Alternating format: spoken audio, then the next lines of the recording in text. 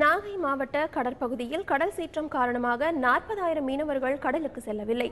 இலங்கை அருகே வங்கக்கடலில் உருவாகியுள்ள காற்றழுத்த தாழ்வு நிலையால் தமிழகம் மற்றும் புதுவையில் நேற்று பரவலாக மழை பெய்தது. இதைத் தொடர்ந்து நாகை பகுதியில் கடல் சீற்றத்துடன் காணப்படுவதோடு பலத்த சூறைக்காற்றும் வீசி வருகிறது. இதன் காரணமாக நாகை, அக்கரைப்பேட்டை, கீச்சாங்குப்பம், கோடியக்கரை, தரங்கம்பாடி உள்ளிட்ட பகுதிகளைச் சேர்ந்த சுமார் 40,000 மீனவர்கள் கடலுக்கு செல்லவில்லை. 2000க்கும் மேற்பட்ட படகுகள் துறைமுகம் மற்றும் கடற்கரையோரங்களில் பாதுகாப்பாக நிறுத்தி வைக்கப்பட்டுள்ளன. 3 பேரோட தொழில் போயிருந்தோம். காற்று சீற்றத்தினால வலையெல்லாம் கிளப்ப முடியல. அதனால் குறைவான மீன் தான் கிடச்சிச்சு. நாங்கள் திரும்பி கரையை வந்துட்டோம். நேற்று நைட்டு தான் வந்தோம். ஆனால் இன்றைக்கி காலையிலேருந்து காற்று சீற்றமாக இருக்குது. கிட்டத்தட்ட 40 கிலோமீட்டர் வேகத்தில் காற்றடிக்குது.